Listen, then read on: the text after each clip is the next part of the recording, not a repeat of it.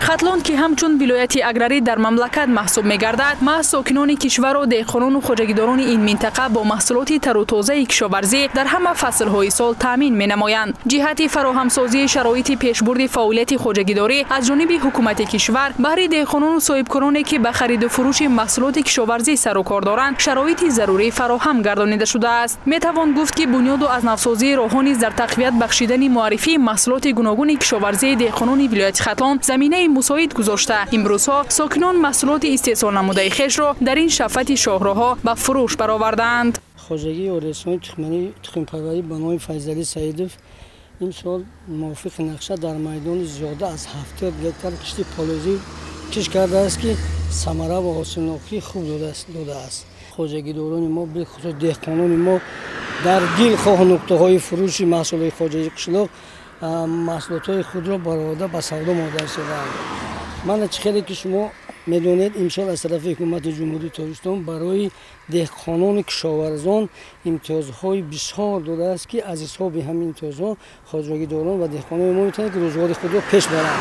خواجگی دهقانی ما در 3 نقطه فروش محصولات خواجگی قشلاق است، به خصوص در شهرهای باختر دوشنبه. ما خواجگیداران دهقانان منتداری خویش را از حکومت جمهوری تاجیکستان بالخصوص از پیشوای معظم ملت می‌رسانیم که با ما بسیار امتیازهای خوب داده است. شاهراها که مکانی سرآدم‌ترین و واسطه اساسی انتقال همه گونه مال و محصولات است، تشکیل نقطه‌های فروش مال و محصولات در این گونه مکان‌ها منفعت بخش است. از این رو در کنار شاهراه بین‌المللی دوشنبه باختر چنین نقطه‌های مخصوص فروش محصولات کشاورزی بیشتر مشاهده می‌گردد. ساکنان و دهقانان گرد و اطراف چنین شاهراها از این امکانات مساعد وسیع استفاده کرده محصولات خود را سری وقت و بی‌تلف جمع آوری و به فروش می‌گذارند که این در پیشبرد کار خواجگیداری و بلند برداشتن سطح روزگارشان نقشی مهم می‌گذارد. در حدود جماعت دهات اوریان، ناحیه کشانیان، دهقانان اینجا محصولات در زمین